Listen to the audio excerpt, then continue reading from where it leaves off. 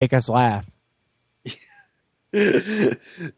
Well, we're going to take another break. I will be right back here with Mike Falcone. Talk some more comedy. Talk some more online dating. We'll be right back here on the Bob Sullivan Show here on LateNightSportsRadio.com.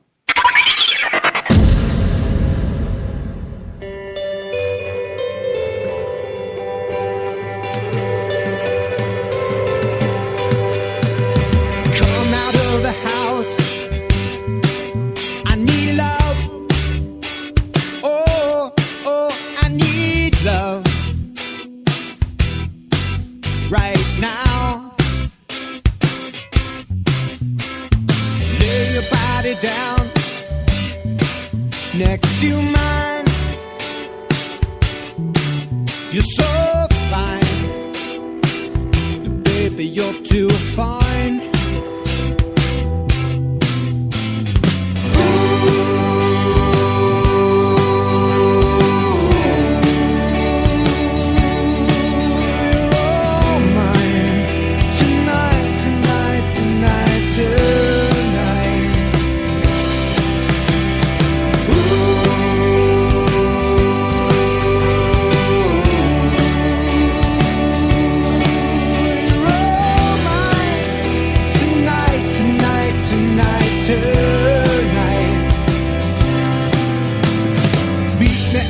Dark after he goes to bed. Remember what we said. We gonna do this right, right. This is how it's always supposed to be. I need you endlessly. We gonna go all night.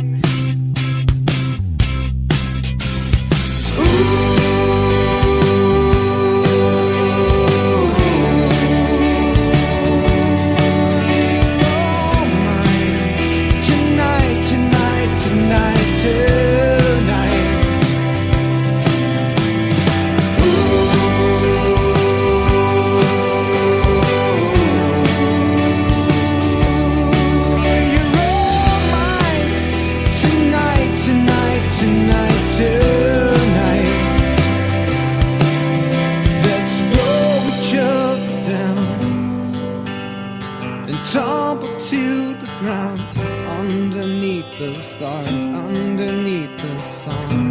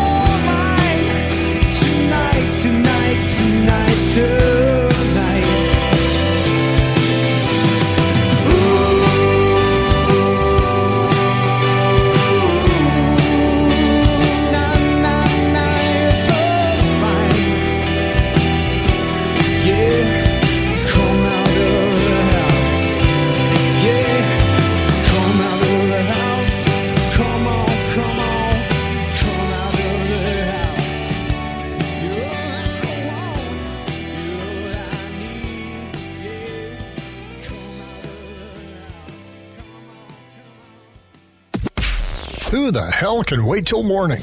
Talk now at LateNightSportsRadio.com.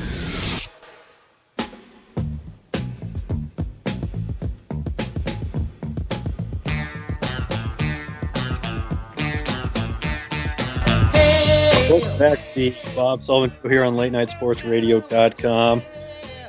Last segment here, I'd like to thank Tim Donaghy, former NBA referee, for coming on, Matt Shepard for filling in, and Keith Gree for producing, and back here with Mike Falcone. Mike, we were talking a little bit during the break about this, but your material doesn't always revolve around masturbating on stage, but I'm glad that I can give you a platform to talk about personal exactly. Like now I've gotten like the stuff I've said about masturbating tonight. I could actually form that into a pretty good masturbating joke on stage. So thank you guys. I might now have a masturbation joke. We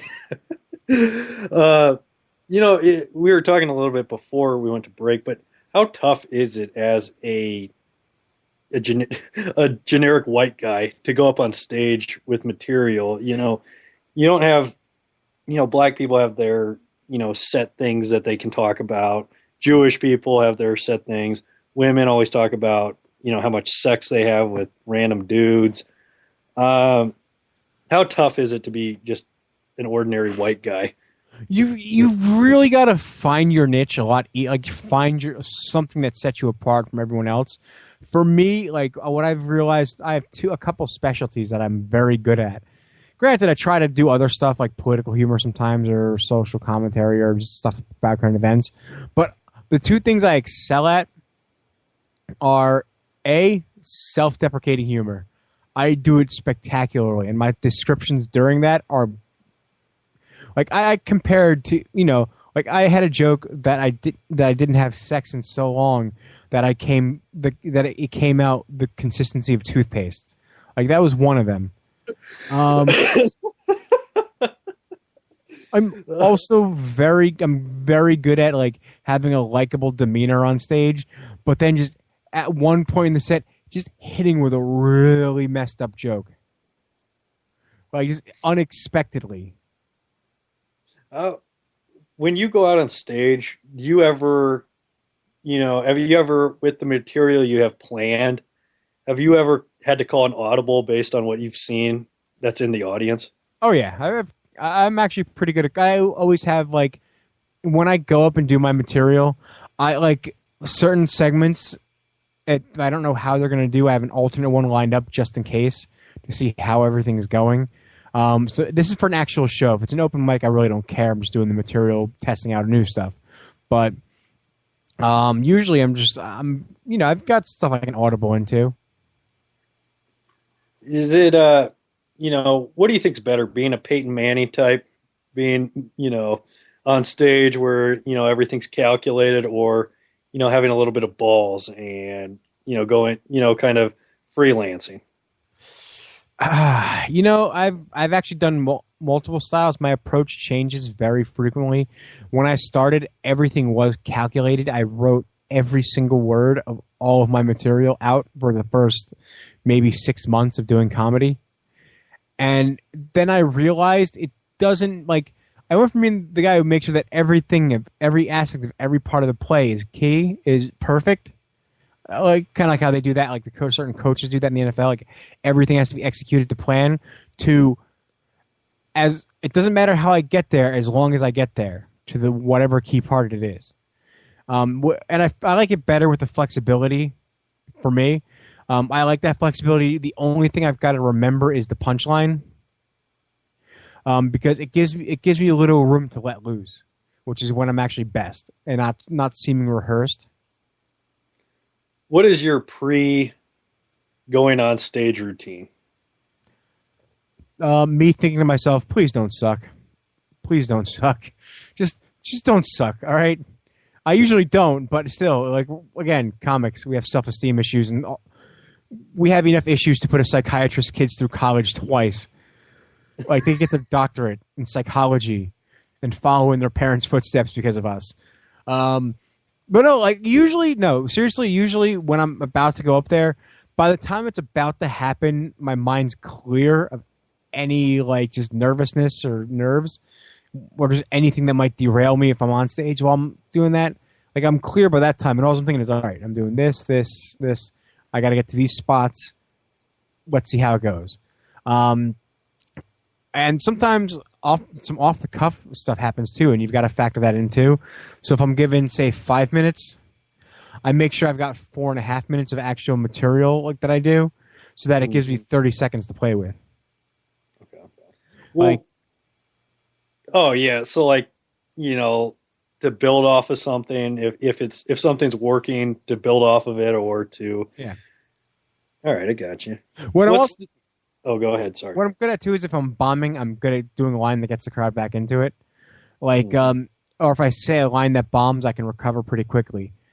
For example, I actually did a show this past, like on the 31st of January, which it was a disaster after the show for me. I wound up getting a flat tire, having to get towed because I didn't have a spare. But when I was actually up there at the show, there was a guy there, a comic there, black comic, who had a bit about the word Snickers and how that's just one S away from sounding like a problem. Yeah. So I had the bright idea to go up there and go, hey, he didn't tell us which S had to be removed for that scenario to happen, which didn't really, I don't think the crowd got where I was going at, that there was two S's in Snickers, and he didn't really say both S's. He just said one. But I turned it, so I got nothing for that. I turned around and I looked at him. Maybe sometimes there's times when you just think to not say something. This is one of those times, or something to that effect, and it got the room back. What is the most shocking thing you have seen a comic do prior to going on stage? Like, I mean, you always hear stories about, like Chris Farley or John Belushi just doing like 8-ball after 8-ball. Going on stage. What's the most shocking thing you've seen a comic do? The most shocking thing I've seen, I haven't really seen anything that shocking, like nothing like doing a bump of coke or anything like that. I started in 2008 is when I started doing comedy. So actually, no, 2010, I believe, or 2011. Yeah, 2011. Comedy has changed. A lot of the crazy stories are stories that I hear from older comics now. But like the comics in my crop, like from when I debuted, it's mostly nerds who don't really do drugs. Yeah. Like the most they do is drink or smoke pot. Do you think that's because, you look at like in the NBA now, you look like back in the 70s, players' careers would end, they'd have coke problems or something like that. Do you think that that's a lot of, now players don't do as much cocaine or any cocaine. They keep their bodies pretty physically fit. Do you think it's the same thing with comedians? Like, they're not keeping themselves fit, but, they've seen so many horror stories with different comics, just dying left and right, that they're kind of staying away from some of that stuff. I think it might just be the demographic. I mean, I'm also in Jersey, so there's, like I said, there's a lot of like hipsters and nerds types who are doing that, and they're not really the types who are prone to do it, having habits like that. So that could be it as well. Like, I'm sure maybe there's one or two who do, but I've yet to see it. But also, it could just be stuff that happens at actual shows. I mean, I also work for a comedy club as well, doing seating. So I'm sure eventually I'm going to see some crazy just pre-show routines. But even a lot of the old school comics who do that club, it's called the Comedy Shop, by the way, guys. If you're in the New York, New Jersey area, jjcomedy.com to check out the shows they got there. But like a lot of the older comics who probably did that stuff are now at the point of their career where they're clean and they're sober, which happens. Like, you'll have the comic, they'll be a mess, they'll be really funny, and then they'll be like, oh my God, you know what? I'm making money doing this. Maybe I should not kill myself early. And clean themselves up. Mm-hmm. Like we had Bob Nelson do a show there. I'm sure he was wild back in his day. Back when he was like younger, but he's he's older now, so he's an adult. Mm-hmm. And probably has a couple kids. Yeah. Now I've seen comics get hammered and drunk. Oh yeah, obliterated by the time they got to stage. I've seen comics heckle other comics, which unless it's it can be funny sometimes, it can be unforgivable other times, depending on how it's done. Well, Mike, show's almost over. Do you want to tell everybody where we can find you on Twitter, your shows, and anything else from Mike? Hey. Yes, you can at Hipster Punchy on Twitter. That's the way to find me on Twitter. And then I also post my show dates there too, like March 7th in Pompton Plains, New Jersey, for the Comedy Shop, opening up for Mike Morris. Also, I mean, More Like Radio, SullyShow.com to listen to my shows. I do usually do the Nerd Hour, By the Way podcast, the Sully Show, 360 and 420.